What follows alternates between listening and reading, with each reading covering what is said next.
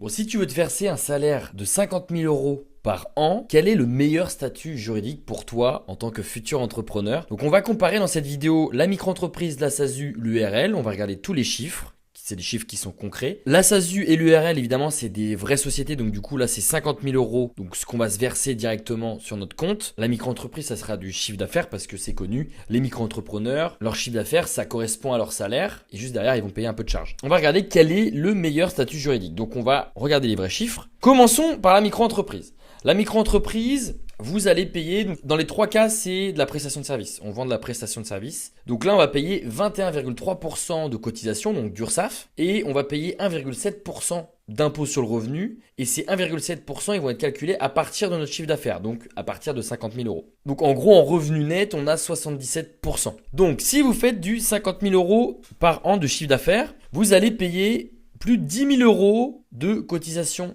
sociale. Donc en gros, en revenu net, il va vous rester 39 000 euros dans votre poche. Maintenant, il va y avoir le pourcentage, donc l'impôt sur le revenu, donc le petit pourcentage, souvenez-vous, le 1,7%. Et là, on va payer 38 476 euros par an. Donc en gros, on fait 50 000 euros de chiffre d'affaires, on a un salaire net de 38 476 euros. La SASU, ça va demander forcément de faire beaucoup plus de chiffre d'affaires. Pourquoi? Parce que c'est votre société qui va vous employer. Donc si on veut se verser 50 000 euros de salaire, sur les 50 000 euros, on va payer 43,7% de cotisation et 3,1% d'impôt sur le revenu. Donc si on regarde un petit peu avec les calculs, en rémunération brute, donc on a 50 000 euros, on a une rémunération brute de 35 651, on va payer de cotisation plus de 21 000 euros, donc ça nous fait un salaire net de 28 164 euros, mais c'est pas fini parce que c'est le salaire net avant impôt. Maintenant, on va payer de l'impôt sur le revenu, donc c'est un pourcentage, 3,1%, et on va payer 1500 euros d'impôt sur le revenu par an, donc en salaire net après impôt, on va gagner plus de 26 600 euros. Donc déjà, on a perdu plus de 10 000 euros entre la micro-entreprise et la SASU. Mais restez bien jusqu'à la fin de cette vidéo parce que je vais vous montrer les avantages et les inconvénients de ces trois statuts juridiques. Maintenant, l'URL, répartition des revenus, c'est le même principe que la SASU. Donc, on va payer cette fois-ci beaucoup moins de cotisations par rapport à la SASU. Donc, on passe de 43% en SASU à 31%. Mais par contre, beaucoup plus d'impôts sur le revenu que la SASU, on va être à 3,1%. Donc si on veut une rémunération totale donc de 50 000 euros par an, on va payer plus de 15 000 euros de cotisation sociale. Et du coup, ça va nous faire une rémunération nette de plus de 34 000 euros. Maintenant, comme on va payer beaucoup plus d'impôts sur le revenu que la SASU, on va donner quasiment 3 000 euros d'impôts par an, donc d'impôts sur le revenu. Et du coup, ça nous fait un revenu après impôt, donc un revenu net de plus de 31 000 euros. Donc, si on regarde, on a 38 000 euros avec la micro-entreprise, plus de 31 000 euros avec l'URL et 26 000 euros avec la SASU. Donc on se rend compte que l'URL et la micro-entreprise, elles se rapprochent. La SASU, elle est clairement beaucoup plus loin si on parle d'un point de vue salaire net. Maintenant, on va regarder les avantages et les inconvénients. L'avantage de la micro-entreprise, moi je la conseille à toutes les personnes qui veulent pas trop se prendre la tête et qui veulent créer un business rapidement. Pourquoi? Parce qu'en fait, c'est très simple, entre guillemets, de créer une micro-entreprise en France. Pas besoin de capital social, pas besoin de payer de comptable, pas besoin de bilan comptable. Donc, on a simplifié en gros les démarches de création. Du coup, je viens de vous le dire, obligations comptables qui sont allégées. En gros, tous les mois ou tous les trimestres, vous devez déclarer votre chiffre d'affaires et ensuite l'État va venir prendre un pourcentage. Donc ici, dans notre exemple, 21,3%, plus 1,7% d'impôt. Et après, vous n'avez rien à faire. Tout ça, c'est dans votre poche. Donc évidemment, c'est très facile à créer. Vous pouvez d'ailleurs en créer une en 24 heures avec LegalPlace. Vous passez sur le lien en description. LegalPlace se charge de créer tout le dossier et d'échanger avec le greffe pour votre micro-entreprise. Et vous avez 15% de réduction avec le code LC15. On y reviendra en fin de vidéo si vous voulez créer votre micro-entreprise. Le premier inconvénient de la micro-entreprise, c'est le plafond de chiffre d'affaires. Donc ça dépend ce que vous voulez vendre. Ça dépend si vous allez avoir beaucoup de charges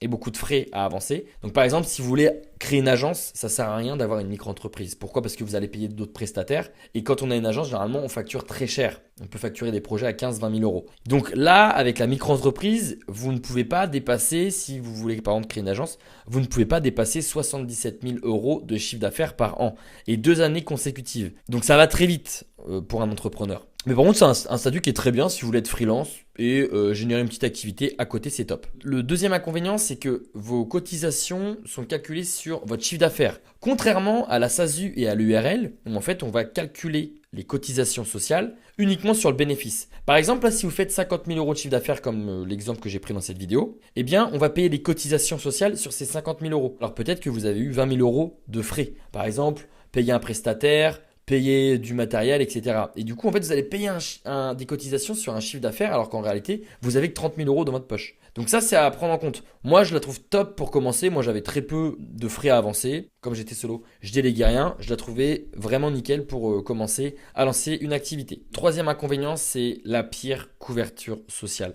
La micro-entreprise, elle a très peu de couverture sociale. Vous allez avoir simplement, en gros, la sécurité sociale et rien d'autre. Il n'y a pas de complémentaire, il n'y a rien d'autre. Donc, les micro-entrepreneurs, auto-entrepreneurs n'ont pas la même couverture sociale que les salariés, ou les salariés, c'est quasiment à 100%. Pourquoi? Parce que vous êtes considéré comme un travailleur non salarié, donc un TNS. Maintenant, passons à la SASU. Pourquoi la SASU nous prend autant de cotisations et d'impôts? C'est ce qu'on va regarder. Alors la SASU, elle est top parce que c'est un fonctionnement qui est très flexible. Vous pouvez facilement intégrer un associé, vous pouvez facilement intégrer un investisseur dans votre boîte et vous pouvez facilement, entre guillemets, recruter un salarié ou plusieurs salariés. Ensuite, il y a un régime fiscal qui est avantageux. C'est le meilleur régime fiscal que vous pouvez avoir par rapport à la micro-entreprise ou l'URL parce que vous allez être considéré comme un salarié. Vous allez être assimilé à un salarié. Donc c'est aussi pour ça que vous allez payer beaucoup de cotisations. Donc ça, c'est top pour votre protection sociale, par exemple. Et le troisième avantage, c'est que c'est top pour se verser des dividendes. Il n'y a rien de plus simple qu'avec une SASU, c'est-à-dire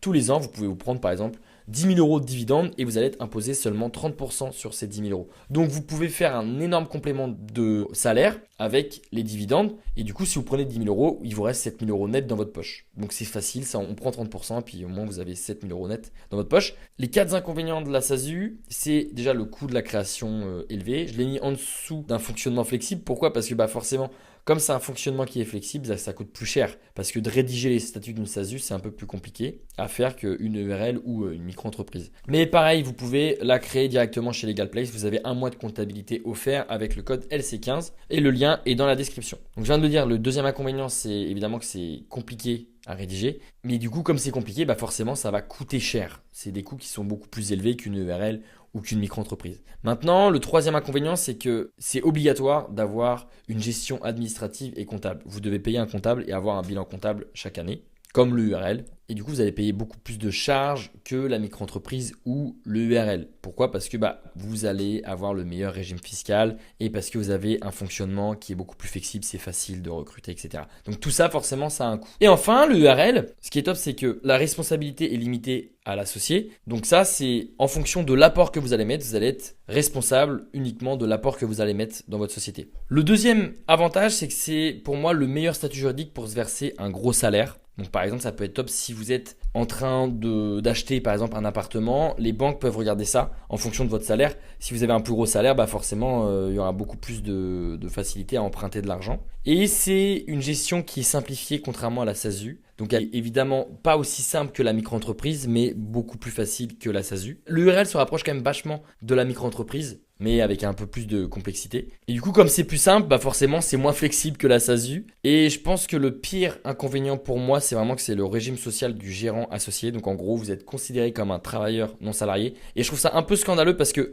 on paye quand même beaucoup de charges et on a une protection sociale qui est pas terrible. Donc ça, c'est là où je trouve que c'est pas forcément le meilleur statut à ce niveau-là. Et une fois de plus, comme la SASU, vous êtes obligé d'avoir un comptable et un bilan comptable. Maintenant, pour les trois statuts, votre micro-entreprise, votre SASU, l'URL. Donc si on regarde bien, la micro-entreprise pour 50 000 euros de salaire, on remarque bien que la micro-entreprise gagne haut la main par rapport à la SASU et à l'URL, mais elle a beaucoup de désavantages. Principalement, c'est que vous avez une très mauvaise protection sociale et vous ne pouvez pas déduire vos frais professionnels, contrairement à la SASU et l'URL. Si vous voulez créer une micro-entreprise, une SASU ou une URL, vous avez les liens directement en description. Vous avez moins 15% de réduction sur tous les services de LegalPlace avec le code LC15. Et si vous avez la moindre question, vous pouvez me l'écrire en commentaire et je réponds à tout le monde.